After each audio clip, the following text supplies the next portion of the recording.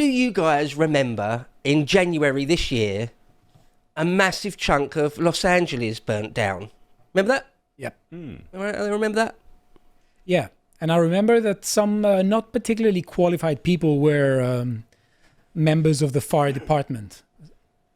Yeah. It was a bit woke. Oh, yeah, there was a woman, wasn't there? Yeah, yeah. A female fire chief or something like that? Well, yeah, the LAFD have had all sorts of issues around it. So I thought what I'll do in this segment is try and make it a bit more structured than like my last big segment about Three Eye Atlas. Some people were concerned that wasn't structured enough. So this one's going to be a military, strictly regimented. I'm going to talk about just what happened, in case anyone doesn't remember or it passed you by at that time. So I'm just going to talk about what happened and then the reaction to it at the time in the mainstream media, and now what we know now. So, all right. So to begin with then, well, let's just play this little video, which gives you a little bit of detail of sort of where we are right now today. Did this Uber driver start one of the most devastating fires in LA history, the Palisades fire? 29-year-old Jonathan Rinderknecht was taken into custody and is charged with setting a small fire on New Year's Day that burned underground, eventually erupting a week later into the Palisades fire that devastated the wealthy neighborhood. He dropped someone off. He was in this neighborhood, and he went up to this hilltop around 12:12 a.m. He ignited a fire. During the investigation, 2 of his passengers described his mood the night the fire was ignited. He appeared agitated and angry that night. The arrest comes after a 9-month investigation. He was the only person in this location at the time this fire ignited. We have no other indication that any other person was there.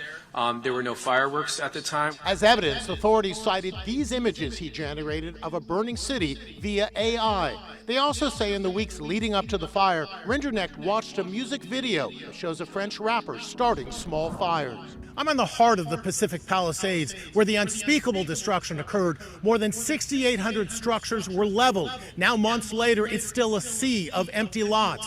Just a handful of homes are currently being rebuilt. Olympic swimmer Gary Hall Jr. Okay, that's enough of that. So the first thing I want to say is the sort of the extent of it. Being in Britain, it's just sort of, just one more story, right, in our Twitter feeds or whatever, or one more thing that's going on in the world. But when you look at it in any sort of detail, it's remarkable how massive this thing was, how truly devastating it was. I mean, I remember at the time, but you just sort of get on with your life, don't you? It's like, well, I don't live in LA. So yeah, that's really bad. Whoa, that was a big one, but I've got to get on with my life in Wiltshire, on the other side of the Atlantic. But just say there's actually more than one fire, so right away, that's suspicious, that's telling. But so the Palisades fire, which was one of 4 different fires, it killed 12 people. That's massive and a tragedy, yeah. Yeah, really bad. To be burnt alive is a horrific death. Absolutely horrific death. I can't think of many worse ones, really. Hopefully you pass out through smoke inhalation before you actually feel yourself being burnt alive. I mean, 12 people, that's terrible. 6,000 homes. 6,000 homes. Bloody hell. It's massive. That's massive. That's the size of a small town, just that, isn't it? Yeah, oh yeah. Or not even that small, really. Yeah, in one of the other fires, another 19 people were killed and another 9,400 structures burnt down. 23,000 acres, that's 9,300 odd hectares of land. Again, that's a giant space. American cities, particularly out west, are much more sprawling than what we're used to in Britain or Europe. Yeah. But that's a fantastic area. And $150 billion dollars worth of damage. That's something in the order of 112 billion pounds sterling of damage. Insane. Yeah, you sort of can't really... Yeah, it's madness. Twitter went for, what was it, something like 50 billion or something. EA Sports was something like 50 billion. So 3 times that. Yeah. Sort of a crazy, crazy amount of damage. And all those lives as well. And are they saying that he was the only person there? Yeah. Have they eliminated the possibility of spontaneous combustion? No. Okay. I mean, so there's a few things to say. So there's actually more than one fire. So it seems like there's more than one thing going on. This is just like the first guy they've got, it seems like. One of the fires is just called the Palisades fire, and he seems to have been responsible for that. But it does seem to be a slam dunk that as you saw in that clip, they pinged his phone. He was the only one there. And we'll get to it a bit later, but those things about the images he looked up and the videos he watched, I mean, that's all a bit more circumstantial, although, well, we'll get to that towards the end when we talk about him and his possible motives and things. But whether he started it seems to be just absolutely the case. One other little data point is that he seems to have at some point afterwards searched for, on his phone, like something like, are you responsible for a fire if you accidentally set one with your cigarette by accident, sort of thing. And the FBI or the cops or whatever are saying, he's just trying to fabricate a little bit of evidence after the fact. Yeah. That's bullshit. That's sort of nonsense. But okay, yeah. So again, just before we move on to other details, just how big the fire it was. Oh wow, yeah. So look, if it's superimposed onto New York or London, like from Greenwich out to Clapham is the area. If you know London well, like a giant area. Again, LA is a bit more sprawling than most cities, but nonetheless. And so look, the different fires. This place called Eaton was a massive one. Malibu. I mean, a lot of these properties, down by the coast, very, very, very exclusive and expensive. So one thing to say, the fact there are multiple fires is it seems like it's almost certainly the case that there are multiple things going on, like spontaneous, real wildfires. Don't really behave. They don't break out in 4 different places, like that. Most probably it's arson. Well, yeah. Well, certainly the Palisades fire is arson. It seems just completely does. It seems at this point. I mean, the guy isn't convicted yet. We was talking about that just before we came on. It's usually best to wait till a court case is finished and someone's convicted, and then you can say with 100% certainty this person is guilty. But just from what the FBI released, it seems it's like there's no question it was this dude. Well, we said it's arson. We didn't say who did it. Right. Maybe this guy was asking for a friend. Say, are you responsible for accidentally setting up a fire? Asking for a friend. Yeah, asking for a friend in Minecraft. Did you burn down LA in Minecraft? Yes or no? So again, like the areas of Altadena. I mean, look how big it was. Yeah. Once again, just to stress the point, for us, it's something like, oh look, that terrible thing happened in LA. 2 days later, you're like, next thing. Right, you forget about it if you're not from there, I suppose. But yeah, like a huge area, huge devastation. And a lot of these people, they're not all sort of super rich people in Malibu that can afford to lose one of their many homes and were insured anyway. A lot of these people were just normal working class people, even poor, and weren't necessarily insured. Or it turns out after the case, classic insurance company thing, they say, oh yeah, no, your insurance doesn't cover this, so that's it. You've just lost everything. Yeah, that's the case for a lot of these poor people. Just a little bit more. Maybe we not play the. I don't think there's much audio on this, but it was. It was a big thing. Anyway. It's also I don't know, but it seems to me that it's weird that it happened in January. Maybe I'm completely wrong about this, because I judge it from Greece, where we have wildfires of almost every summer, and I think that usually you have wildfires when it's very hot. I don't know if January is that hot in California. Maybe people from California can correct me, but no, it is weird and suspicious. So usually most places in the world, it's when it's summer, when all the brush and the wildfires, it's like tinder dry. Natural wildfires are of course absolutely a real thing and happen all the time, every year, all over the place. But it's the climate change lobby, the climate change people that try and make out that, there's wildfires in Greece or in Australia or something. Again, it's the climate. No, they happen every single. It's like loads of people are dying of COVID. Well, you mean the flu? Yeah, millions of people die of the old people, sick people die of the flu every single year. Yeah, that's the world. So don't try and make out now that it's something new and weird and bizarre and unexplainable or anything. But yeah, the fact it was in December. Well, it seems like this guy, at least the Palisades fire. He went up this certain trail and deliberately did it. Just deliberately did it. Yeah, on like New Year's Eve or minutes into the new year. Actually, there is a small detail. It seems like the fire didn't just immediately blaze into some giant inferno. It sort of smouldered which is totally a thing. It sort of just smouldered for ages, like days, even burning underground. That's a thing that can happen quite often. In forests and things, like the undergrowth can smoulder for a very, very long time and then burst out into a new fire again. And that, anyway, something like that seems like it happened there. There has to be a wind for it to become massive. Right, yeah. Also, yeah, in the report I'll get to in a moment, they said it was like a perfect storm of bad sort of bad conditions that made it series of unfortunate events. As bad as it was, yeah. Again, places that should be absolutely fine are now just like a wasteland, and they wouldn't have been if it wasn't for that guy, Jonathan Rinderknecht. So actually, let's watch let's watch the first minute or so of this video. I think it's quite revealing. It says that is complete. The removal of hazardous materials from this site is complete. Mission accomplished. That looks like there's a lot left to do. But I don't know, you tell me in the comment section what you think about that. This was the building where my grandpa got his hair cut for like 50 years.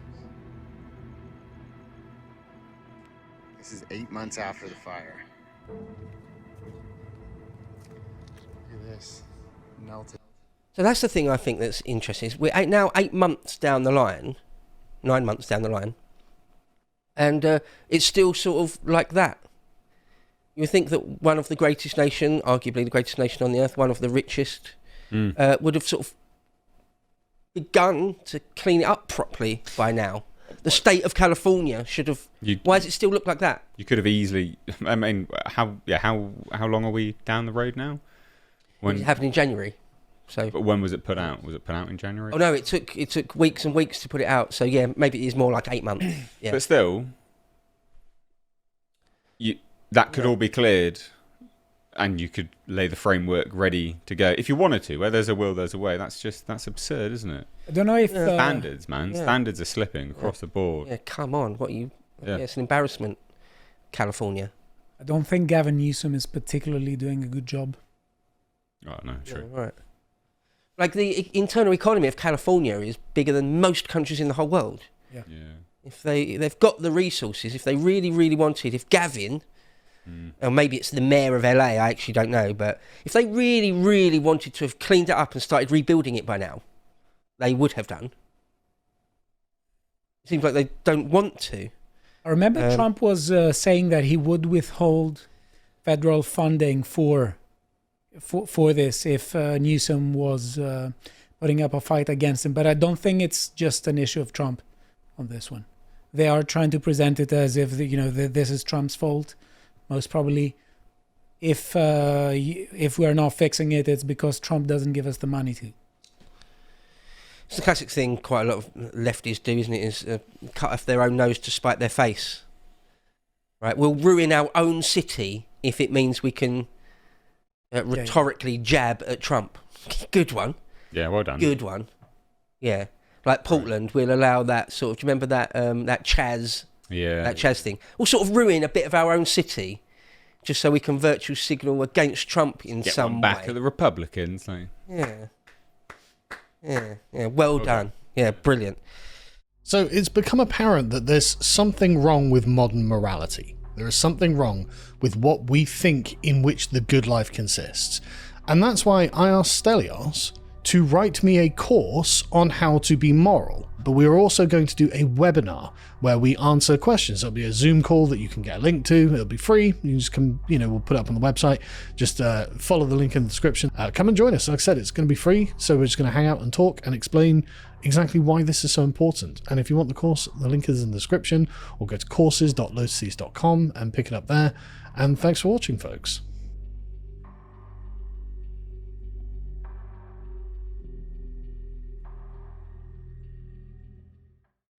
Okay, so a little thing I want to read out is actually from a BBC article. It said, hours after Mr. Rinderknecht's arrest, that's that 29-year-old dude that is accused of starting at least the Palisades of fire, not necessarily all of them. The City of Los Angeles Fire Department released its long-awaited after-action review report on the Palisades fire, which detailed the first 36 hours of the department's response. The report, meant to identify lessons learned from the response and to enhance preparedness and response for future wildfires, found firefighters did not have enough resources for the red flag weather conditions and hurricane-force winds that fueled the fire. So there was particular wind conditions which made it terrible. The LAFD, the fire department, listed nearly 100 challenges that firefighters faced during the Palisades fire, which burned for 25 days and forced many fire responders to work for 36 to 48 hours straight. And a quote directly from the report says, responders were faced with the inevitable consequences of a perfect storm, dry vegetation, unrelenting and unusual wind activity, significant ember cast, a landscape packed with combustible vegetation, large vulnerable structures, a diminishing water supply, and a loss of aerial suppression support, end quote. So it's a number of things. Again, you would have hoped that LA or California would have had everything in place for exactly this sort of thing. And it seems like, at least after the initial few days, it ran out and it just... Well, it's priorities, isn't it? I mean... Yeah. It never ceases to amaze me that here in the UK, there is a point to this, is that every year we get the tiniest bit of snow and everything grinds to a halt, and you're like, right, I'd understand that if that was a freak event, but if it's year on year, you should have something in place to mitigate that, and you don't. Therefore, you failed. It's the same thing with this. No first world country should have a water supply issue, especially when they're in a state that has wildfires. That's nonsense. That's intentional, or just a willful slip of standards where people just don't care and their directions are elsewhere on other things. It's madness to me. It's madness. No, you're quite right. In Britain, a little bit of snow, and it's there's snow on the line, all the trains are cancelled. It's well, what do they do in Norway and Canada then? Oh, they deal with it. They know that's going to come, and they've got stuff in place. Yeah. Right. Or in autumn when the leaves fall, and there's leaves on the track. All the trains are stopped. It's come on. Our left is particularly known for planning for the future and for long-term thinking. Not really. Yeah. They do love a 5-year plan, don't they? And look how successful those were. They do love a command economy. Yeah. But their plans always fail because they're absurd. Okay, all right, so they're the facts, hopefully. They're the facts. That's what happened back in January. Terrible thing. 30 plus people died. Loads of people lost everything. And untold amounts of animals would have died as well. Yeah, I'm sure, yeah. An actual environmental disaster on some level. Yeah, of course. So at the time, if anyone remembers, we were told by the corporate legacy mainstream media, or liars, as I like to call them, it's a climate change issue. This was a climate change issue, and unless you don't remember or you don't believe me, I just got a few headlines from a few different places, just showing that it's climate change. Climate change was the problem. Time magazine. It's the Palisades fire. Maybe the rising heat is making people more likely to start a fire. Maybe there's a kind of correlation there. Causation. Actually, I was going to put this article a bit later. Why makes you go ape? Well, the thing is, they're trying to paint this guy as just a firebug I've seen that thrown around loads, i.e. an arsonist, i.e. like a pyromaniac. He just loves fires. There's nothing more to that. I mean, that's mad enough on its Isolated own incident. and bad enough on its own, but there's not much more to see here other than he's just a firebug. He's just a pyromaniac. He's just obsessed with setting fires. Don't worry about anything else, any of his other views or anything, but we'll get to that towards the end. Actually, I'm already going for time. So, yeah, there was just loads and loads and loads of articles at the time saying it was BBC, climate change whiplash. That was the thing they kept saying for some reason. There's climate whiplash in LA. That's what caused the fires. What is that? Yeah. Oh, the Council for Foreign Relations chipping in. Don't know if anyone knows anything about the Council for Foreign Relations. Sorry, Council on Foreign Relations. Yeah, absolute globalist scumbags. Of course they chipped in. Like fires in Malibu have got anything to do with foreign policy. Council on Foreign Relations. NPR, yeah, of course they did. Yeah, of course they did. They chipped in. NBC, yep. Oh, yep. It's climate change. Al Jazeera. Consume narrative, regurgitate. The Guardian. The line. Is that right? Okay. The Guardian are saying it. ABC News, climate change. CNN, climate change. Who is this? PBS, it's climate change. The Independent, climate change. You get the picture. I'm labouring the point. Oh, the LA Times themselves. There you go. It's climate change. All right. Well, since now it's broken. It was a few days ago, actually, the news broke that the police had got their guy. It's Jonathan Rinderknecht, or whatever his name is. And so surprisingly little is being said about really what his motive was. Nonetheless, it doesn't stop sort of lefty news from saying, oh, even though it seems to have been arson, at least the Palisades one, even though it's sort of almost certainly or is definitely deliberate arson, it still doesn't mean that climate change wasn't a factor. It's still climate change. Our narrative's still good. It's still good. Yeah. Media matters. This scumbag, Alison Fisher, never heard of her, but still trying to... But loads and loads of arguments of why it's still climate change, though. It's still climate change. It's just right-wing commentators jumping on the bandwagon. Look, right-wing media personalities seize on the arson charge. What, you mean the truth? Of falsely denying the role of climate change in Palisades fire. What are you talking about? What role? What are you talking about, Alison? If he gets convicted, there is no role of climate change in the fire. The point is... What? Yeah. Even if you agree that both sides do this, there is one side that never does the job it's supposed to do. So, yeah, I mean, they're constantly talking about right-wing media personalities, but are you doing the job you're supposed to do? Are you protecting the common good? They never do. Yeah, right. Absolutely right. So finally, let's just to finish up, let's just talk about what may have been his actual motivation if... dare I suggest it wasn't simply pyromania. So on CBS here, they actually asked the police, the head of the investigation, they did like an 8-9 month investigation to catch this guy. He fled from the West Coast to the East Coast. They arrested him in Florida.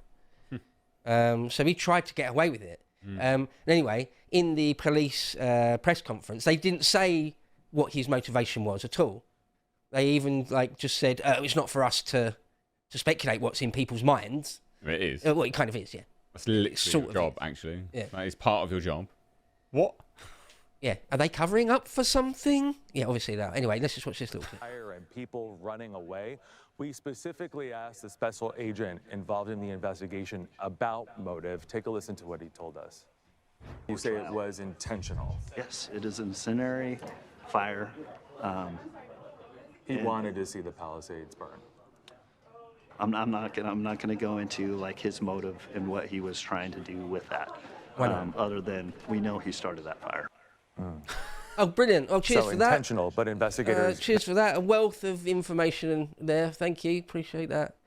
It's funny, isn't it? He almost looks like he knew he let something slip that he shouldn't have done there. Yeah. It's like, oh, so he wanted to see it burn. Yeah. I won't go into that. No. It's like, Oh, you've begun to even touch on motive, so I'll just turtle up and can't say. I don't know.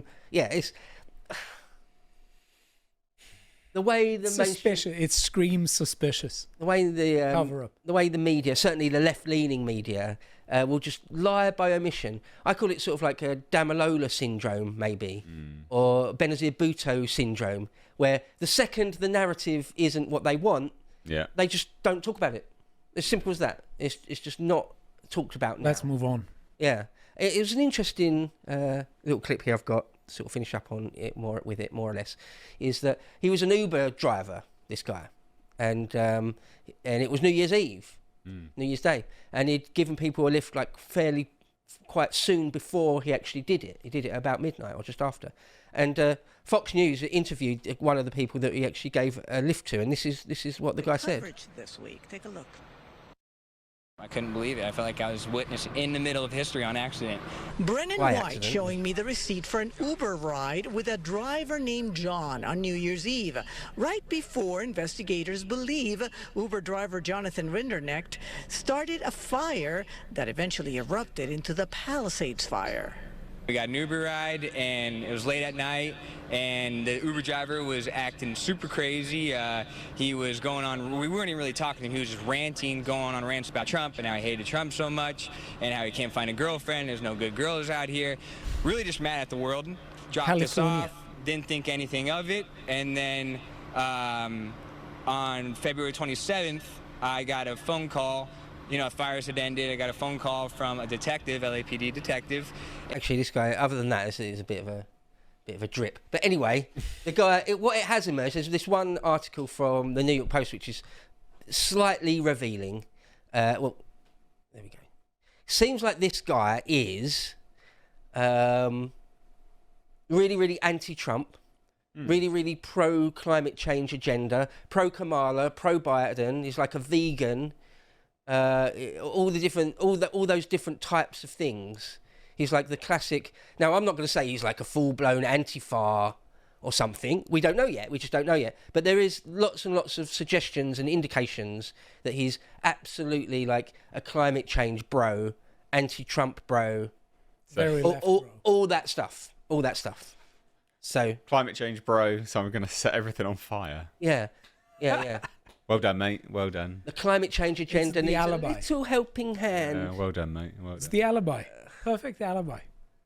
So we'll see what emerges sort of at his trial, I suppose, whether that is definitely the case. Whether he was one of those people that, you know, deliberately tries to make it look like the climate crisis is much worse than it is. Certainly the mainstream legacy corporate media helped him along with that, didn't they? Yeah. They just immediately jumped on it. So, well, anyway, my heart does still go out to all those people that lost everything and those that lost their lives in that fire. It was a really, really dreadful thing. So it's become apparent that there's something wrong with modern morality. There is something wrong with what we think in which the good life consists. And that's why I asked Stelios to write me a course on how to be moral. Because thankfully, we happen to have a long history, written history of morality that we can actually call upon here, and we can actually reconstruct it ourselves. And so I asked him to write me a course on ancient Greek virtue ethics because he happens to be an Athenian philosopher with a PhD in philosophy. So who better to do it? Well, thank you very much for this. The course and the preparation for it and recording it was an incredible experience.